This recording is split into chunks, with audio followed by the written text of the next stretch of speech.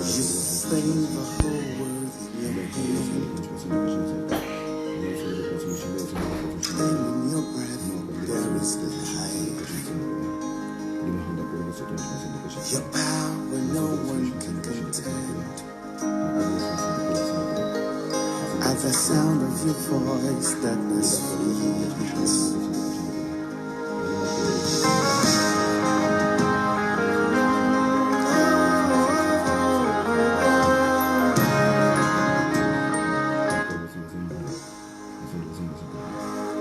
You sustain the whole world in your hand.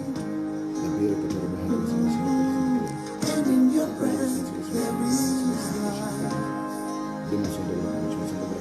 Your power no one can contend.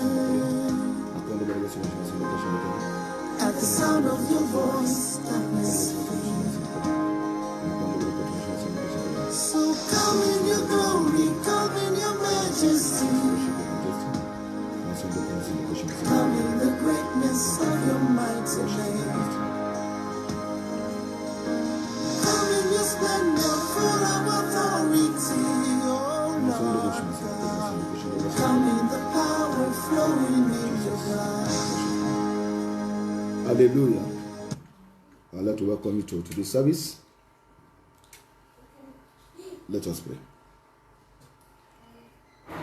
Father God in heaven, we thank you today.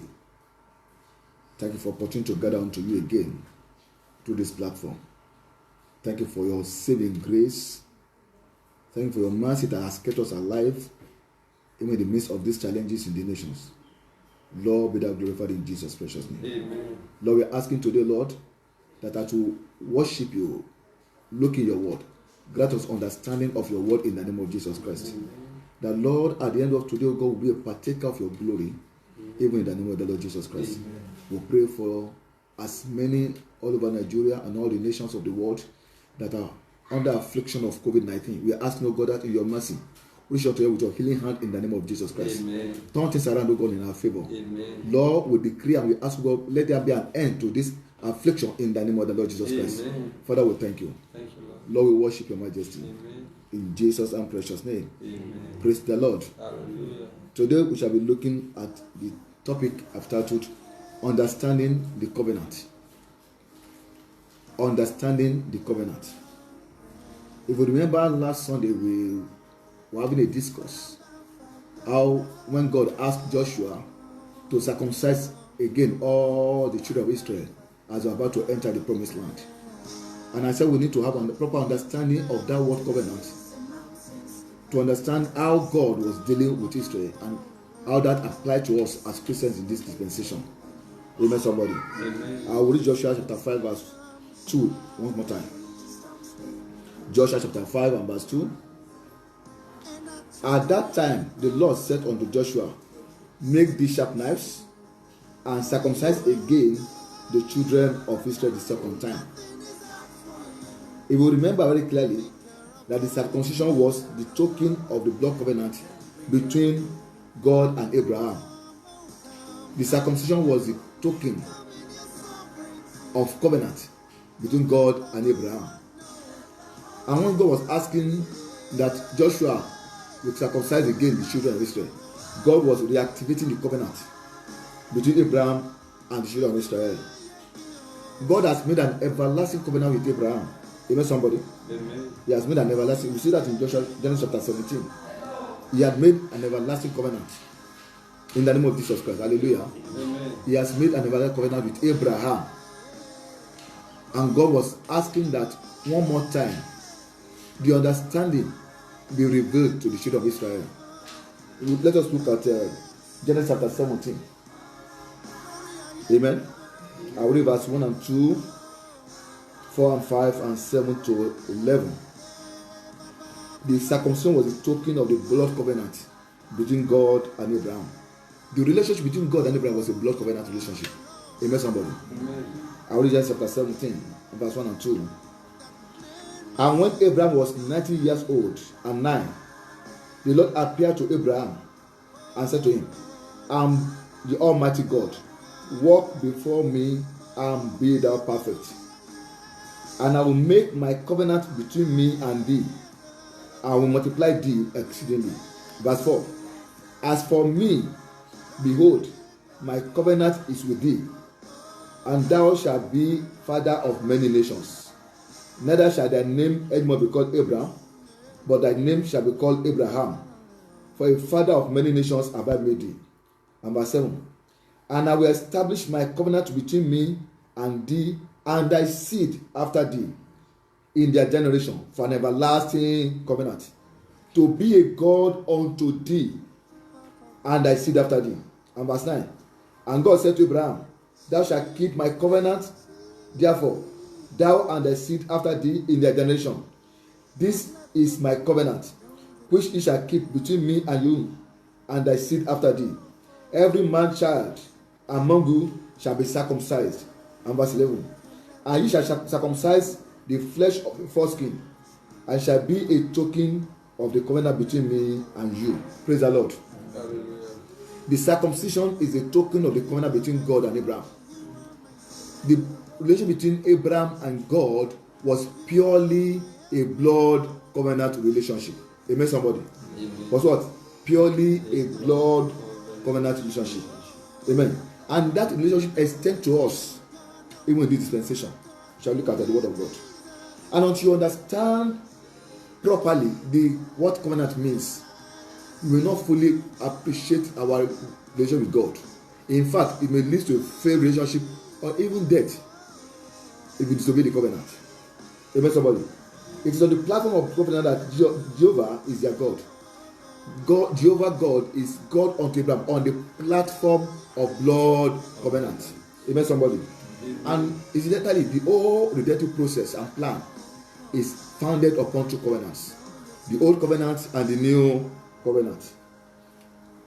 The relation between God and humanity, however you look at it, is a blood covenant relationship. Amen, somebody? Amen. The relation between God and man, regardless of how you look at it, is a what? Blood covenant relationship. And we are operating under the new covenant as Christians. Amen? Amen. But however it is a covenant relationship. The new covenant is still a blood covenant relationship. And so we must have a proper understanding of how the covenant operates to maximize our relationship with God. Amen, somebody? Amen. I will read Galatians chapter 3, verse 28 and 29. Galatians chapter 3, verse 28 and 29. The new covenant is founded upon the structure of the blood covenant that God cut with Abraham. Galatians chapter 3, verse 28 and 29. There is neither Jew nor Greek. There is neither bond nor free. There is neither male nor female. For ye are all one in Christ. Say amen to that. Amen. And if you be Christ, then ye are Abraham's seed and heir according to the promise. Amen, somebody? Amen. If you are in Christ, if you are born again, you are Abraham's seed. And the relationship between you and God Jehovah is a blood covenant relationship. Praise the Lord, somebody. Hallelujah. I'll read Romans chapter 4 and verse 16 for clarity. Romans chapter 4 and verse 16. We need to have a proper understanding of how the covenant operates, that we walk in the fullness of your calling of God upon our lives. Amen, somebody.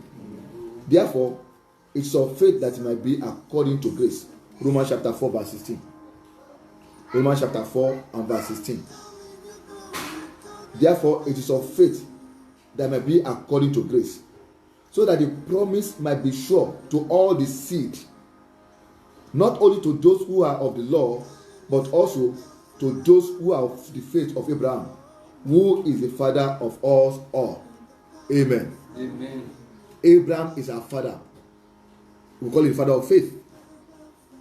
And the relationship between God and Abraham and his seed is a blood covenant relationship.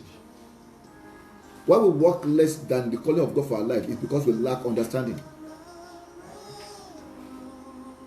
And Bible says that my people perish for lack of knowledge.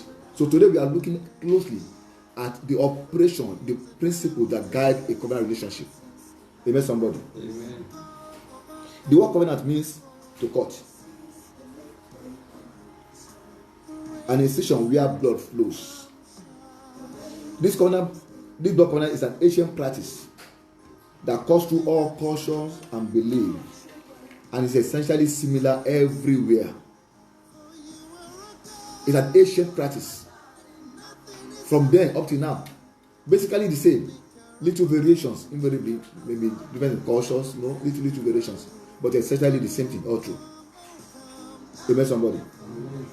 What does it mean? What does covenant, the word covenant means? It means a bond, a treaty, or an agreement between two parties or communities. So there was an agreement between God and Abraham that extends to Christ and to us. Amen, somebody. The covenant is a sacred institution. It's a sacred and perpetual, indissoluble agreement, regardless of provocation. Once you enter a covenant with somebody, it's like fixed. Cannot be cancelled. Cannot be broken. And it's regardless whether it's all in all beliefs. Amen, somebody. Amen. Once you are in agreement, a covenant agreement with somebody, you are one. In fact, anyone that breaks the covenant is under judgment already, and it can lead to death. Even his kin, his people that are close to him, will seek to destroy him because he has broken the covenant. That's how sacred the covenant is. And the covenant can extend to fourth and fifth generation. It's highly respected. Amen, somebody. Amen. I'll now look at how is the covenant enacted. We look at how is it cut. No, the word covenant means to cut. This cutting of the flesh, as it were. How is it done? And when you look at it, you begin to see similarities in some of our practices, even in the contemporary times. We see that actually many of this thing we do in church is a covenant relationship. Amen, somebody. Amen. Praise the Lord. Amen. And we need to see the strength of the covenant relationship. How God is committed. When God said I'm a covenant keeping God, God knows what He's saying. Hallelujah, somebody. Amen. It's because we have not understood and kept it covenant that we walk around in failure, as it were. But today God will open our eyes in Jesus' precious name. Hallelujah, somebody. The method of covenant is basically the same all over. Maybe a few differences, but basically it is between two parties. A man, another man, a man and a woman, one community or the other. Two parties must come to agreement to enter into covenant relationship. Amen, somebody. And if it's a community, you can have a representative.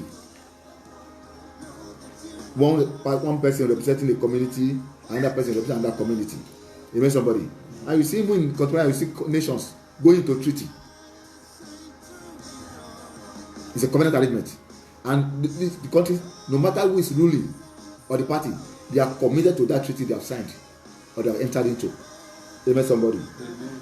In a classic covenant arrangement, is a blood agreement. A priest is always available.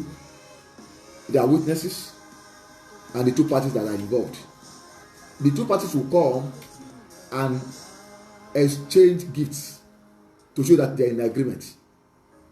And that exchange of gifts means that whatever party A has is available for use of party B at any time. Whether it's money, wealth, whatever it is available. Praise the Lord, somebody.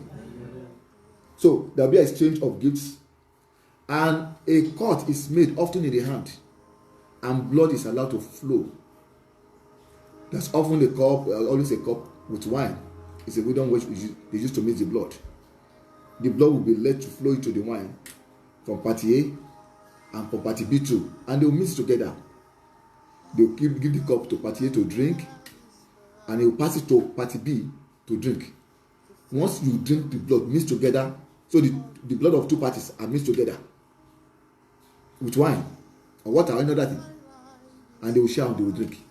Also they will embrace, and in the presence of witness and the priest, they are declared blood brothers. Covenant blood brothers. that act seals the agreement.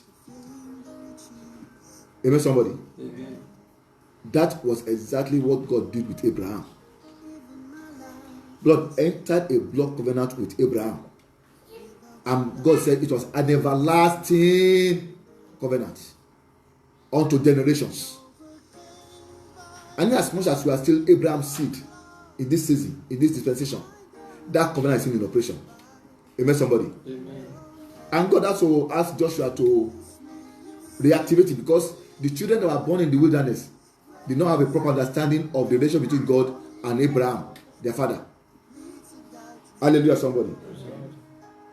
So, once they are pronounced a blood covenant, brothers, the priest will read out the blessings of obeying the covenant. Once you stay in the covenant, these are the blessings. And he will also read out a curse. Peradventure, any of the party break the covenant, so and so evil will befall the person. And it is in the presence of witnesses. In ancient days, these are community live with each other. And we look at what we call marriage.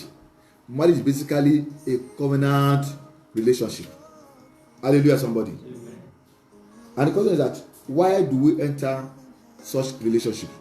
Why do we call covenants or enact covenants? Amen, somebody. We find that it's between two parties. It's a blood relationship, and it is sacred. It is perpetual, even to generations. And regardless of provocation, it is indissoluble. You don't break it. You don't break it. Once you enter a covenant, you will respect the covenant. And God said, I'm a covenant keeping God. Even a perpetual covenant keeping God. Even to generations. Hallelujah, somebody. We look at 3 reasons why we enter this covenant agreement. Number 1, it is for preservation. If it's a strong tribe or community lives beside a weak one, not as strong, doesn't have all the resources of war, and there's a tendency for that weaker one to be destroyed in war, often they will agree or enter a covenant relationship with the stronger party for protection and preservation. And the stronger party is committed to protect the weaker party from external aggression. Often trade is bilateral. They move between themselves. They do trade, they do marriages, intermarry, because they are like one. It's an extension of the other party. So all the military resources of the stronger party is available for the weaker party. And there was a classic case we saw in the Bible, very funny one, but it clearly exemplifies what it means to enter a covenant relationship. Once you enter it, you can't break it. Amen, somebody. Amen. In Joshua chapter 9, I'll read 4 verses. Amen, somebody. Amen. Joshua chapter 9, I'll read verse 15 to 19. There was when Israel left and they were conquering and destroying nations, there's a particular nation, a strong nation actually, the Gibeonites. But they knew that the way it was going, they don't stand a chance against Israel. And so they decided to enter an agreement. But remember that God has told Israel not to sign an agreement with any nation. They must conquer and destroy them and occupy the land. Amen, somebody. Amen. And that was the instruction of God to Israelites. But this nation, the Gibeonites, they came in a way of with deception. And they told Israel that they are from far country. They were asking them, are you not near? I was saying, no, we are very far. We came from far. In fact, the bread we took from oven has become rotten. See our shoe torn, our dress torn. We came from a far country. But we have heard how God was with you. So we want to enter an agreement with you. We want to be your king. Unfortunately for the chief of the nation, the principal characters in Israel, they didn't ask God. And they gave an agreement. They entered an agreement with them. Amen, somebody. Let us read the Bible. Joshua 9, chapter 9, verse 15 to 19. And Joshua made peace with them and made a league with them. The word league means covenant. to let them live. And the princes of the congregation swore unto them. So this agreement was with an oath. And it came to pass at the end of 3 days, after they had made the agreement with them, that they heard that they were their neighbors, and they dwelt among them. And the children of Israel journeyed and came unto their cities on the 3rd day. Now the cities were Gibeon and Shepran and Beroth and Kirjath-Jearim. And the children of Israel smote them not; they could not destroy them, because the princes of the congregation had sworn unto them by the Lord of Israel. They could not destroy them, based on the agreement. And all the congregation murmured against the princes. But all the princes said unto all the congregation, we have sworn unto them by the Lord of Israel. Now therefore we may not touch them. They can't touch them, because of the agreement. That is a covenant agreement. And we will read further. There was a time other nations came to attack this Gibeon. Israel had to fight for them, because they are what? Covenant relationship. They are in covenant relationship. Amen, somebody. Amen. That's how, and exactly, God the Almighty enter a covenant agreement with a mortal man called Abraham. So the resources of God, the resources of heaven, is available for Abraham. And we saw the story of Abraham using servants to fight a whole nation, and he won. Why? Because God's resources was available. God was fighting for Abraham. Amen, somebody. Amen. And that is we go to covenant relationship is for trust. For trust. Amen, somebody. When two people are entering business partnership, a covenant is often cut or enacted, so that neither party will take advantage of the other. You want to enter a business relationship, I agree that you will not betray me, I will not betray you. You will not steal, I will not steal. We shall be plain and sincere and fair to each other. Often they enter a covenant relationship, and if you break it, there are consequences, there are judgment. Amen, somebody. Amen. And another reason why people enter agreement, this covenant agreement, is out of love. Out of love. And that is, we saw that very clearly with David and Jonathan. Even though Jonathan was the heir to the throne, he agreed and relinquished his throne unto David based on a mutual covenant agreement. Amen, somebody. Amen. 1 Samuel chapter 20 verse 16. So Jonathan made a covenant with the house of David, saying, let the Lord even require it at my hand of David's enemy. And after Jonathan died, you remember that David still remembered this covenant. Even though the family of Saul and all of them were destroyed, but at a point, Jonathan remembered, say, who is left in the house of David that I might show the kindness of God unto, because of this agreement that he has entered into. It's a perpetual agreement. And so when you take a woman to the altar and you exchange vows and exchange rings, it's a covenant agreement. Amen, somebody. And let's look at God and Abraham more closely. Amen, somebody. In Genesis chapter 18, we saw that Abraham, we all know that God promised Abraham a child, and for 25 years the was forthcoming. But God is committed as the Almighty God. Amen, somebody. Amen. To give to Abraham a child based on covenant agreement. If Abraham does not have a child through Sarah, God ceases to be God.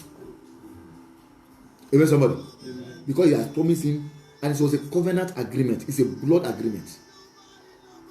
Let's look at chapter 18, verse 1 and verse 10, just to have an overview. And the Lord appeared unto him in the place of Mamre, and Abraham sat in the tent door in the heat of the day. And he said, I will certainly, verse 10, and God, no, this is the story, God was going to destroy Sodom and Gomorrah. He passed through Abraham's place, and because they are covenant relationship, it's true with Abraham. Abraham was even arguing with God, interceding for man, interceding for a nation. God, if you see 30 righteous men, I will not kill them, I will not destroy them. They were having a discourse. Amen, somebody. And when God was after and Abraham was, they are friends. Even somebody, he ate, God ate the food of man based on covenant relationship. And he was going. He said, Abraham, by this time next year, you have a son. And don't forget, by then, Abraham was close to 100. Even the wife was 90. The Bible said it has ceased to be with Sarah after the man of woman. And the body of Abraham was physically, as it were, functionally dead. To all physiology or biology, it was not possible for Abraham and Sarah to have a child anymore. But God is the Almighty. Say amen to that. Amen. He's omniscient and omnipotent. And God said, I will. In fact, Sarah in her mind laughed. Is this no longer possible? And God said, why you laughing? No, I'm not laughing. I'm sorry, God. No. But according to the word of God, 9 months according to the time of end, Sarah conceived. Bible says, and God released power, and Sarah conceived. God released power, and the body of Abraham was quickened. And Sarah brought forth laughter called Isaac. And this shows beyond doubt that God is a covenant keeping God. Amen, somebody. Amen. God is a covenant keeping God. And in the process of time, God was so good to test Abraham whether truly Abraham is a covenant keeping man. The only son that Abraham had, Isaac. Remember that Ishmael has left home and gone. God said to Abraham, take your son, your only son, and go and sacrifice to me on the mountain. And because it was a covenant agreement between Abraham and God, Abraham did not take it twice. He carried the young man and went to the mountain and was going to sacrifice him. Amen, somebody. Amen. 22nd chapter of the book of Genesis.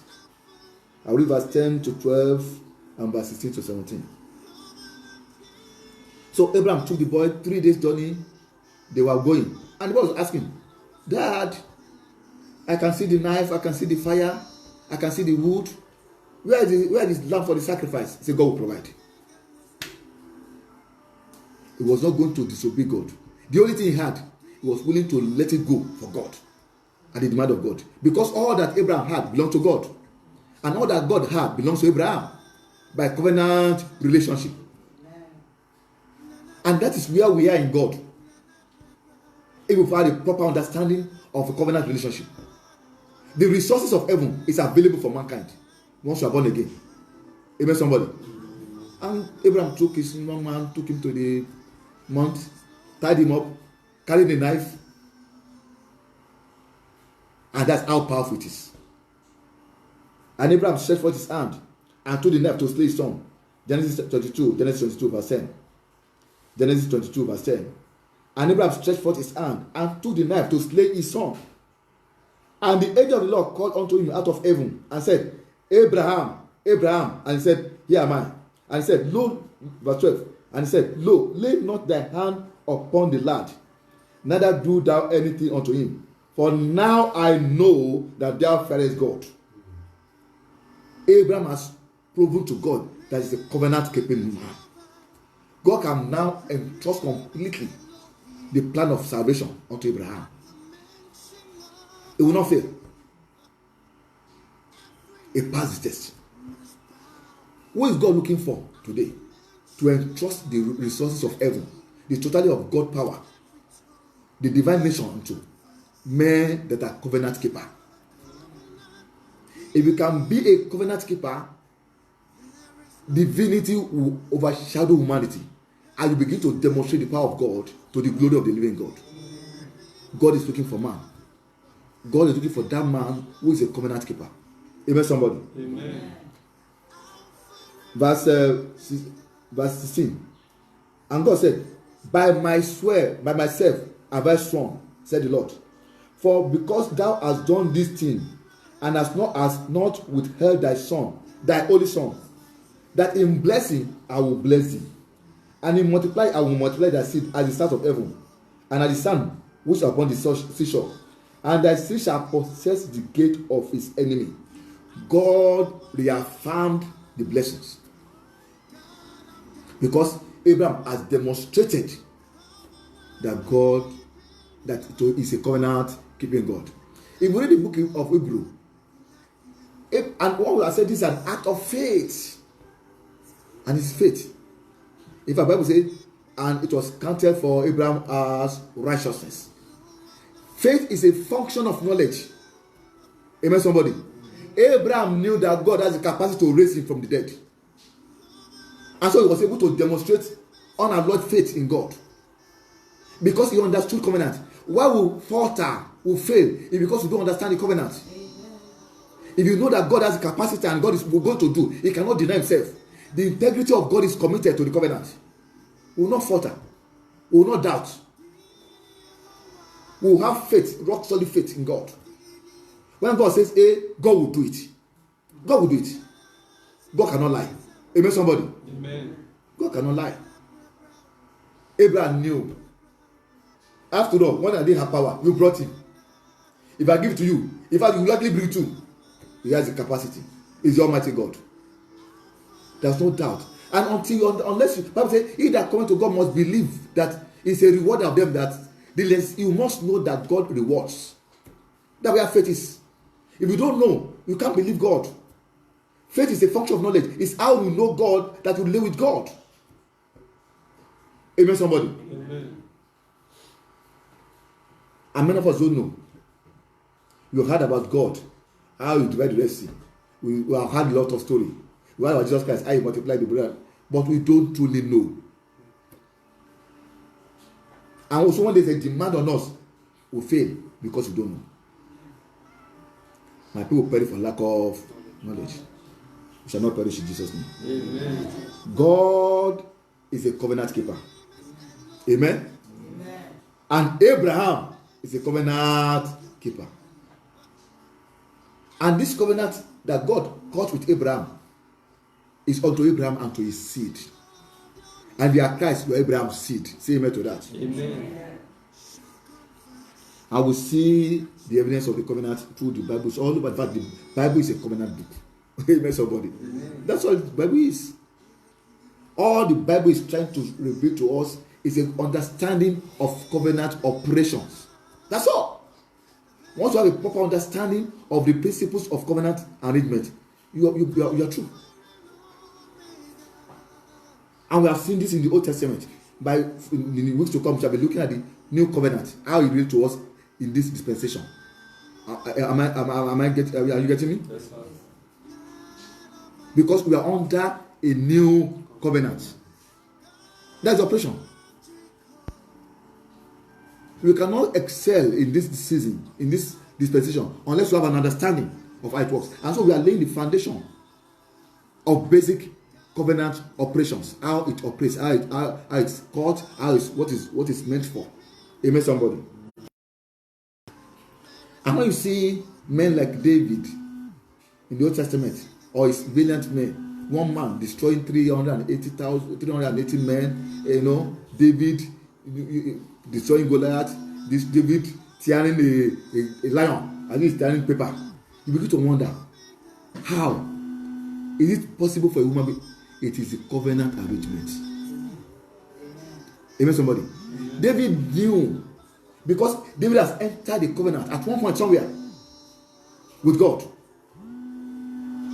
There had been a covenant agreement between David and God somewhere, and David knew that God was on his side. And so when he saw Goliath, unlike all his elder brother and all the generals they were afraid. He was not afraid. Come back. He will come back. He didn't have a sword, he didn't have a knife, but he knew he was going to win. Because the resources of heaven was on his side. He went to the battle with a sling and a staff. He came back victorious. Regardless of your strength and weakness as it were, if God is on your side, you're a winner. Amen. That is the strength of the covenant arrangement. Amen, somebody. Amen. You are operating in the power of the Almighty. Amen. God is a healer.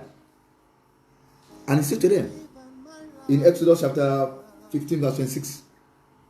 And you begin to wonder, they walked from Egypt for 40 good years. Bible said there was none feeble among them. They didn't have malaria. They were not living in a household. They were living under harsh environment. Yet they were strong. Amen, somebody. Amen. The only one that died was people that abused and break the covenant, and they were destroyed in the wilderness. But their children, God kept them.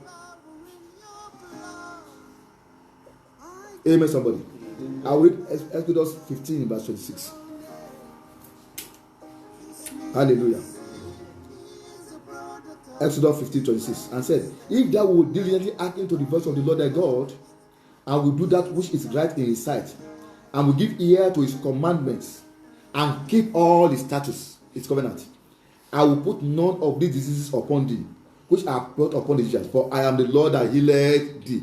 God is our doctor. Say amen to that. Amen.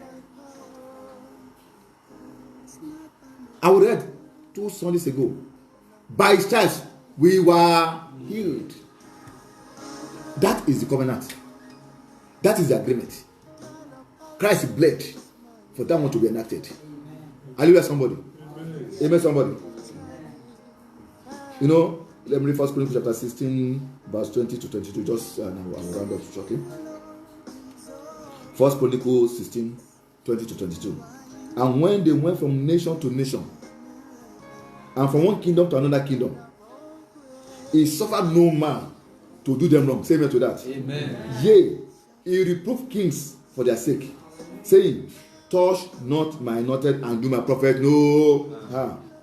It's imperative that we understand what Christ meant. What we call the Lord's Supper is an activation of a blood covenant. We must understand blood covenant and understand what Christ was doing. In fact, the disciples understood, because when he was giving it to them, they didn't ask me a question. They knew what it meant. And we now must understand this thing to walk in the power and the glory of the church of God. Amen, somebody. We saw so many miracles. Peter getting to the temple, a man was named, in the name of Jesus Christ, arise and walk. He will walk. Because the power of Christ is available by covenant agreement. When they were eating that meal, Jesus was investing upon them all the totality of divinity upon him into the body of Christ. And when I say, greater what shall you do? Because I go to my Father. Amen, somebody. We must have this understanding. Amen, somebody. And I believe in the weeks to come, we'll look at this thing more. We'll look at it closely. Amen, somebody. Amen.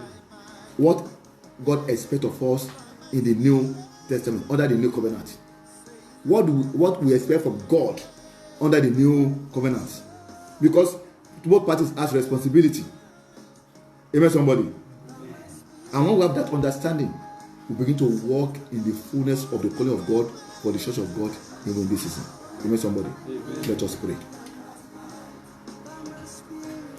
Father, we thank you.